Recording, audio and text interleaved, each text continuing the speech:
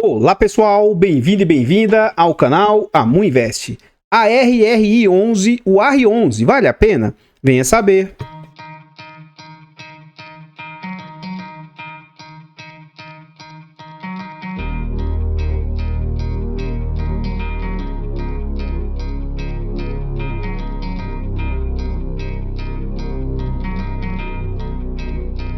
Então, pessoal, este é um fundo imobiliário de papel, ele é um fundo imobiliário de recebíveis. Na data que eu gravo o vídeo, ele está sendo negociado ali a R$ 8,98. Ele entregou de dividendo nos últimos 12 meses 14%. Ele está sendo negociado a um preço, um PVP de 1. Inclusive, recentemente me fizeram um questionamento sobre marcação a mercado, como que ela afeta os ativos e etc. E eu pretendo responder a pessoa por um vídeo curto, né? Aqueles shorts. Mas eu estou pensando de fazer um vídeo explicando bem detalhadamente como que funciona essa história de marcação a mercado. Como assim, Amu? Note bem, tá? Esse é um fundo que ele não era de base 10, tá? Ele era de base 100 e veio para base 10. Então esse fundo, ele vale próximo de R$10. Só que ele está sendo negociado a 9. Só que, para todos os efeitos, é como se ele tivesse sendo negociado no seu preço justo. Atualmente, esse fundo está valendo 9. Como que algo de 10 está valendo 9? Isso aqui é o efeito da marcação a mercado. Então, você não pode olhar cegamente para um PVP e achar, confiar ou ficar desesperado quando, num caso desse aqui, você não está comprando ele no seu valor justo. Sim, agora ele está no seu valor justo, mas no momento em que ocorre a inversão da curva de juros, que ela até começou a curva longa de juros, por mais que tenha havido a queda da taxa Selic, enquanto o mercado não sentir confiança e tudo, e achar que no futuro, cada vez mais o juro futuro vai diminuir, quando o juro futuro diminuir, automaticamente esses ativos aqui vão começar a valer mais. E atualmente, como futuramente as coisas estão mais caras para acontecer, os ativos são depreciados. Por isso que ocorre o fenômeno da marcação a mercado. Aqui não é o objetivo aqui explicar isso. Mas esse fundo não vale só R$ 9,00. E ele a R$ 8,98 é como se ele tivesse no seu preço justo. Não sei se a minha explicação aqui foi suficiente, mas eu pretendo fazer um vídeo em breve sobre marcação a mercado. Esse é um fundo que é um fundo novo, pequeno, ele negocia pouco, né? Não é uma liquidez alta, mas para mim, um pequeno investidor, futuramente quero ser um médio investidor, mesmo que eu venha me tornar um grande investidor, eu acho assim, para nós, pequenos e médios investidores, uma liquidez de 279 mil por dia, dá para a gente ir se posicionando com tranquilidade no fundo. Ele teve uma valorização recentemente de quase 14%, porque ele teve uma queda que ainda assim ele deu uma boa recuperada. No quesito de cotação, o que a gente observa? De novo, atualmente ele está nessa casa aí de R$ 9,00, R$ 8,98. Chegou a bater a R$ 8,00 recentemente, né, no último ano, e máxima de R$ 9,43. Então esse fundo ele vem a mercado antes da situação pandêmica, lá em março de 2020. Na época que ele vem a mercado, ele era 100, tá? Mas aqui o gráfico já está ajustado para a base 10. Ele veio na base 10, chegou a ser negociado quase a 11, no momento de euforia, durante os idos de 2019, foi um momento que as pessoas pagavam caro demais por ativos. Então esse fundo chegou quase a R$ 11,00, só que durante a situação pandêmica, as suas cotas ali em março de 2020 despencaram para algo na casa de 5,40, 5,30. Rapidamente o fundo recupera-se, ele dá um bom respiro e começa a ser negociado ali na casa de R$ 8,00. Com o passar do tempo, que as coisas deram uma acalmada, o fundo salta, começa a ser negociado na casa de 9, chegando a 10 e voltando novamente à euforia, passando de R$ 11,00 ali próximo de 11,50. E aí, durante o ano de 2021, para o final do ano de 2021, os fundos começam a ter baques, né? Então esse fundo aqui, ele volta novamente ao VP próximo de R$10, com a queda aqui, ó, durante o final do ano de 2021. Se você observar bem, vários fundos e ações, né, tiveram queda nesse momento. E aí, durante o ano de 2022, ocorre um fenômeno que até então não acontecia, né? Aqui, durante esse período, ocorreu deflação, né, para os fundos, no ano de 2021. Foi um momento que afetou bastante os fundos. E durante o ano de 2022, novamente aqui, no meio do ano, ocorreu deflação de novo. Então as cotas do fundo, que estavam começando a se recuperar na casa de 10, recuam e começam a ser negociadas ali a mais ou menos R$ 9,00, um pouco acima, um pouco abaixo. E aí, durante aqui, abril de 2023, tem uma queda grande, expressiva no fundo, chegando ali na faixa de uns R$ 8,00. Provavelmente, eu não tenho como falar com exatidão, tá? Mas provavelmente aqui deve ter tido algum anúncio de possível inadimplência, de possível problema interno no fundo. Mas depois disso, meio que passa um pouco o medo e o fundo volta novamente a lateralizar mais ou menos esse patamar que o fundo está hoje, nessa casa de R$ 9,00. Voltando aqui para o site, a gente vê algumas informações a respeito do fundo, como, por exemplo, a gente vê o nome completo do fundo, CNPJ, é um fundo para investidor em geral, ele é de títulos e valores imobiliários, ele é um fundo de papel, prazo indeterminado de gestão ativa. Taxa, nós vamos deixar para ver lá dentro do relatório, inclusive eu gosto sempre de calcular as taxas, não há que se falar de vacância para fundos de papel. É um fundo que eu falei que tem poucos cotistas, né? Apenas, entre aspas, 27 mil cotistas, e ele tem mais de 13 milhões de cotas emitidas. Atualmente ele está valendo R$ 8,97 e ele vale no mercado aí 117 milhões. E o último rendimento anunciado pelo fundo foi de 10 centavos. Mais abaixo a gente vê aqui sobre a rentabilidade. Depois a gente vai rever isso aqui lá dentro do site, tá? Então esse fundo ele ainda não tem 5 anos, então o fundo perderia essa rentabilidade aqui baseado no site. E isso faz diferença. Então o que a gente consegue observar? O fundo, desde que ele veio ao mercado, durante a situação pandêmica, o fundo descolou muito desse azulzinho aqui, ó, esse azul escuro é o CDI. E esse outro azul mais claro aqui embaixo, ó, é o IPCA, tá? Então a gente vê que durante o momento o fundo descolou bastante, mas que quando as coisas, entre aspas, passou aquele susto da pandemia, o fundo disparou e ultrapassou com folga a questão aí do CDI e do IPCA. Por momentos oscilou, por isso que é renda variável, né? Mas mesmo com toda a problemática, mesmo com todo o desconto que esse fundo está, hoje ele consegue estar acima aí do CDI da inflação do período. Atualmente as ações deram uma disparada, né? Fizeram com que o IDIV também deu uma boa disparada. Ele está com 92% nesses últimos 5 anos aí, enquanto o AR11 está com 50%, mesmo perdendo um certo período de rentabilidade aí. O CDI do período é de 43%, o IPCA de 32% e o IFIX de 38%. Então, em rentabilidade, o fundo vem apresentando um bom resultado. Aqui a gente vê os dividendos do fundo e o que a gente consegue observar. Esse fundo não entregava dividendos tão agressivos assim. Ó. Durante um período, as máximas que o fundo estava entregando eram 6 centavos.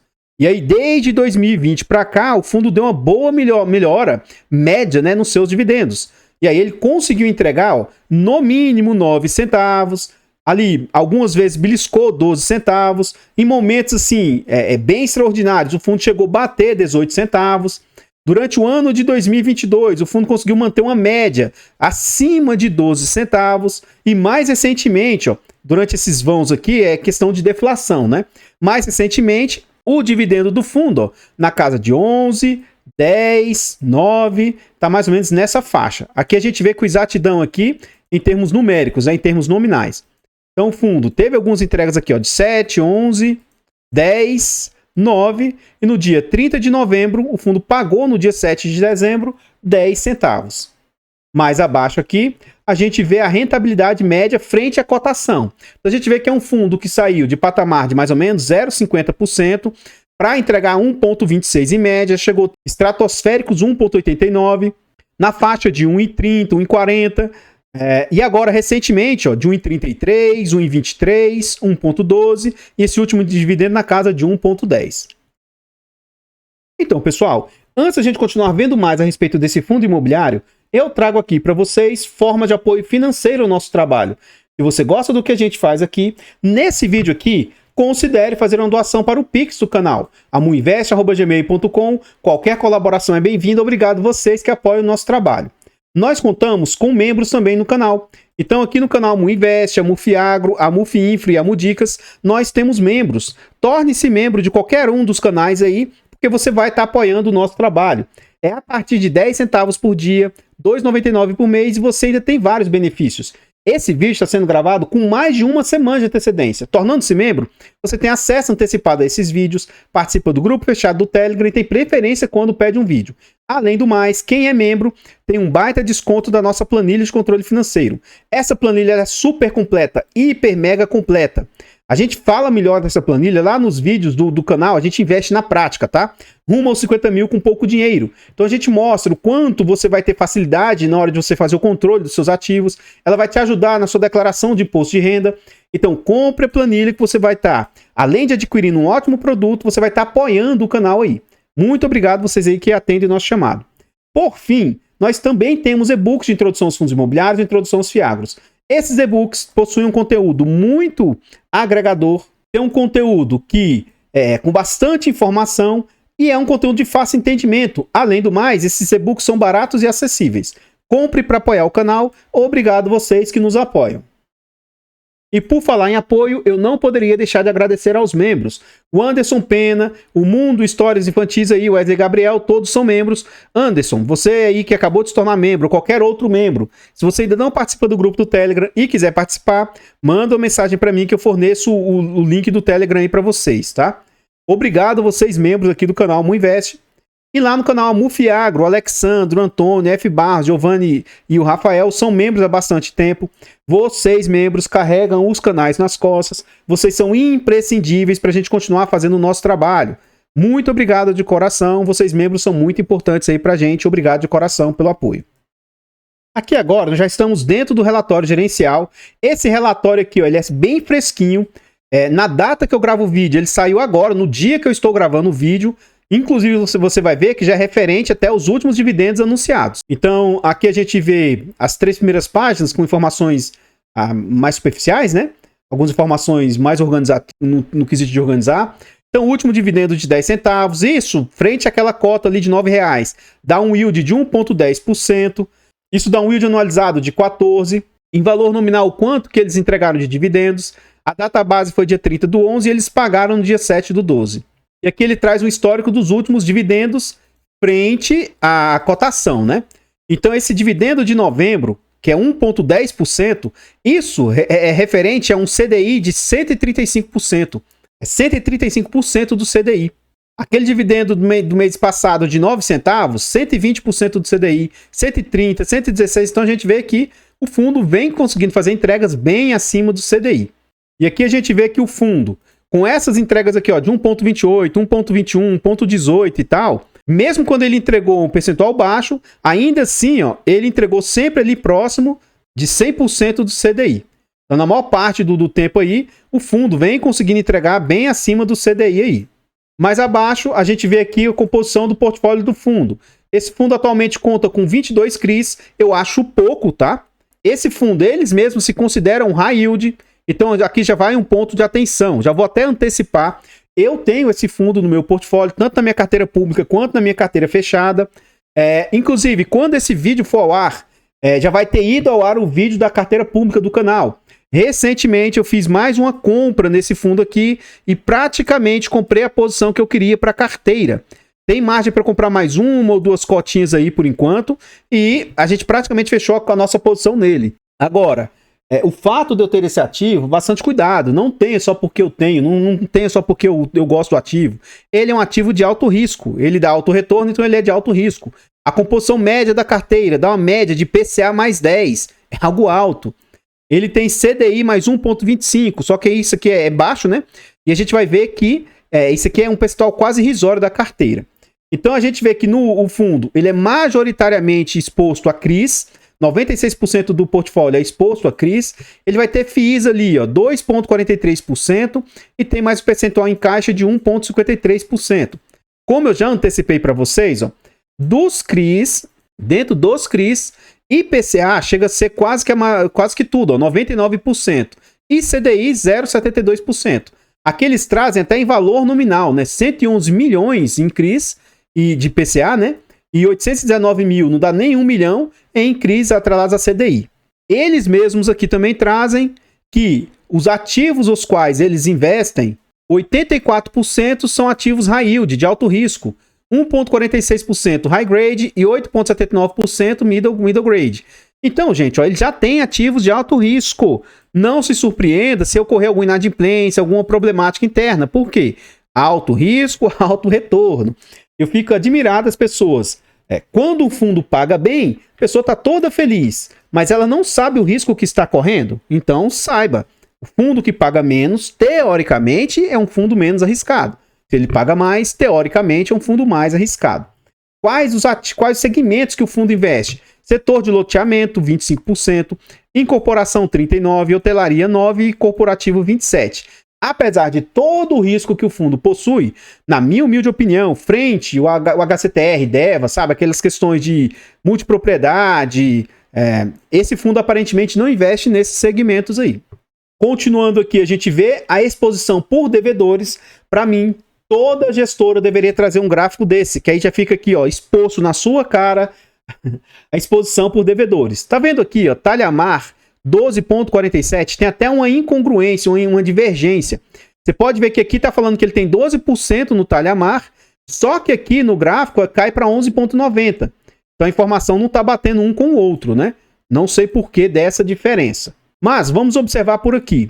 Poxa, para mim, o máximo, antigamente, para mim, 10%, que inclusive é o que geralmente a CVM indica para eles terem disposição para o devedor aí, até os 10% hoje eu já não vejo como sendo muito bacana. Para mim o máximo é de 7% a 8%, mas 10% ainda é um limite aceitável. Ou seja, esse fundo ele tem dois devedores com alta exposição, ó, Talhamar 12,5%, Raposo 11%. Então se você investir nesse fundo, saiba, já pensou, eu nunca desejo que isso aconteça, mas eu sempre gosto de falar isso nos vídeos. Tem um Fiagro IAGR, quando eu fiz a leitura do relatório, como eu faço como qualquer ativo, eu falei, olha, preste atenção que esse fundo tem uma alta exposição a um único devedor. Deu problema em dois devedores dele lá, que representa muito do fundo. As cotas de R$10 hoje estão na casa de 4. Então, ó, já pensou, se esse Talhamar der problema no fundo, é 12% das receitas. Vai impactar muito o fundo. Se o Raposo aqui der problema, é 11% das receitas. Então, é bom que a gestora está sendo totalmente transparente, mas isso aqui já é um dos pontos de risco e de atenção que você tem que observar. Aí esse Prolotes mais 9, o Santé mais 8 e assim por diante. Então aqui está toda a pulverização dos devedores do fundo. Então esse é um ponto de atenção que tem que ter dos devedores. As taxas a gente já viu, né, que ele tem taxas altas aí, então é um fundo de alto risco, mas é um fundo até pulverizado, ele tem diversificação em diversas regiões do país aqui, e mais abaixo ele mostra em forma de percentual, né? Então São Paulo é 44%, que é a região mais segura, mas ele tem exposição no Rio de Janeiro e demais estados aí do Brasil. E aqui vem um ponto que sempre eu sou chato com isso. Recentemente a gestora está tentando mudar algumas regras do fundo. E eles estão falando que eles vão dar isenção, vão diminuir taxa e tal. Eu tô para mandar, tô me segurando para não mandar, mas eu acho que vou acabar mandando um questionamento para eles. Eu sou chato com questão de taxa. Em janeiro esse fundo, isso aqui é um defeito do fundo, tá? Da gestora. O relatório deles só fala despesas e não destrincha as despesas. Então, não é tudo isso aqui que vai para o bolso da gestão. Dentro disso aqui, tem despesas aqui que nem sempre vão para o bolso da gestão. Mas como eles não destrincham, a gente vai considerar tudo. E olha só, em janeiro de 2023, esse fundo gastava 164 mil. Fevereiro aumentou para 200. 170, 200, 200, 200. E a partir de julho, as despesas dispararam. Por quê? Porque aqui eles estão falando que eles vão começar... Eles querem modificar as regras do fundo, tá? Tá em processo de votação, quem é cotista para votar, se vocês alteram ou não. E estão dizendo que vão baixar a taxa, blá, blá, blá. Beleza, mas peraí. Eles aumentaram para depois baixar a taxa? Essa é a impressão que me passa aqui, ó. O que justifica esse fundo parar as despesas assim nesse valor? E outra coisa, as receitas do fundo não aumentaram tanto a mais assim para justificar esse escolamento tão tamanho. Tá? Então, olha, o fundo estava recebendo 1.800.000, 1.400.000, 1.400.000, 1.600.000, 1.800. Até que diminuiu um pouquinho de um mês para o outro. Mas olha o quanto que isso impacta. Aqui, ó, em outubro, esses 276 mil aqui, ó, 277 vezes 100, dividido por 1.647.000. Em outubro, passou de 15%. Eu não gosto de taxa careira, ó, mais de 16%. Isso aqui estava me incomodando e muito. Agora, como o fundo conseguiu receitar mais e as despesas caíram, ó, 247, que eu vou arredondar para 248, dividido por 1.852.000. Aí as despesas caíram para 13,39. Mas eu tô para mandar uma mensagem para a RI para tentar entender por que desses aumentos dessas taxas, sei lá. De onde que veio a receita do fundo? 1 milhão de CRIs, 90 mil de correção monetária, FIIs 35 mil, compromissadas 16 mil. Então o fundo tem uma certa alavancagem aí, ó. E aí ganho de capital. Então atenção. Esse fundo faz giro. Se ele não girar, parte do resultado dele aí é comprometido. Tá? Então, isso é de onde ele tira parte das suas receitas aí. E como ele não faz estrinchamento explicando melhor esse ganho de capital barra outros e as despesas do fundo, tá aí as taxas também que eu falei que eu ia explicar para vocês. Então, pessoal, eu ainda vou voltar para o relatório, nós vamos ver com detalhes, mais informações a respeito do fundo, mas antes da gente voltar para lá, eu trago aqui formas de apoio gratuito ao nosso trabalho. Se você gosta do que a gente faz, nesse vídeo aqui, deixa o like, comenta, compartilha, se inscreva aqui no nosso canal e ative o sino. Tudo isso é de graça, mas pra gente faz muita diferença. Nós temos o objetivo de chegar a 20 mil inscritos aqui no canal. Se inscreva, ajude-nos a continuar crescendo. Em relação a esse fundo, comenta aí pra nós. E aí, você conhecia esse fundo? Você acha ele um bom fundo ou um fundo arriscado? Você teria cotas dele? Comenta aí pra nós, seu comentário é muito importante. Como eu já antecipei, eu tenho esse fundo no meu portfólio, mas eu faço gestão de risco. Tem ativos do meu portfólio que representam 4, 5% e tal. Esse fundo, ele vai representar algo na casa de 1,5%. Então, assim, eu me exponho a ele, mas por ele ser um ativo de maior risco, eu prefiro me expor num percentual menor. Então, eu acho que dá para ter ativos de risco no seu portfólio? Dá. Desde que você entenda que ele é arriscado e que você veja o tanto de risco que você quer correr. Então, se você não tiver algo em demasia, algo em excesso, eu acho que cabe qualquer ativo no seu portfólio. Atenção, o fato de eu ter esse ativo, o fato de eu gostar dele, entender os riscos dele, não significa que você deva ter, nem que ele é bom ou ruim, e nem que isso seja indicação de compra, venda ou manutenção do ativo. Nós temos um canal secundário, o canal MUF Infra, e nós temos o objetivo de chegar a 1000 inscritos para monetizar o canal. Vá lá nesse canal e se inscreva, ó, já passamos os 500, nos ajude nessa meta. Nós temos 4 canais e esses canais estão em outras plataformas. Vá lá nessas plataformas, siga, se inscreva, comente, compartilhe. Eu abro caixas de pergunta frequentemente no Instagram, deixa sua dúvida lá que a gente vai procurar responder com a máxima atenção. Voltando para o relatório, eles trazem aqui como que o fundo performou. Ó. Então, durante a situação pandêmica, o fundo ficou bem abaixo da inflação e do CDI, mas de lá para cá, o fundo vem com a performance bem acima do CDI e da inflação do período aí. E aqui mais abaixo, a gente começa a ver com detalhes um por um dos devedores. Eu sugiro que se você tiver interesse nesse fundo, você veja aqui um por um dos devedores. Ó, essa Copagril, o fundo emprestou uma taxa de IPCA mais 6, vencimento em junho de 2021. Quais garantias que tem? Ó?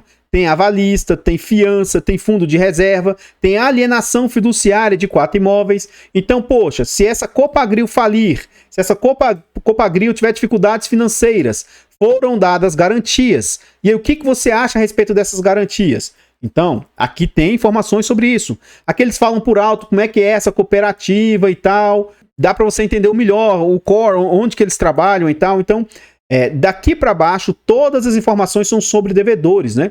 Então, eu acredito que seja de alta importância se você tiver interesse em se posicionar nesse ativo. Pelo que eu olhei superficialmente, eu olhei um por um os devedores e não vi nenhuma informação deles terem multipropriedade no seu portfólio.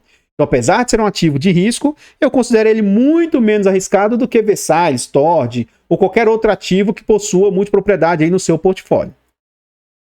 Então, pessoal, o que eu tinha para trazer a respeito do AR11 são somente essas informações. Eu gostaria de agradecer imensamente todos vocês que me acompanham aí, todos vocês que apoiam de forma gratuita ou financeira. Muito obrigado. Obrigado a vocês que fazem doação para o Pix ou se tornam membros, ou vocês que compram os nossos e-books ou a nossa planilha de controle financeiro.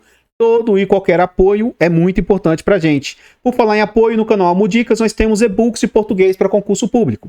Eu vou ficando por aqui e eu espero encontrá-los nos próximos vídeos. Fiquem todos com Deus, tenham um bom dia, uma boa tarde, uma boa noite e... fui!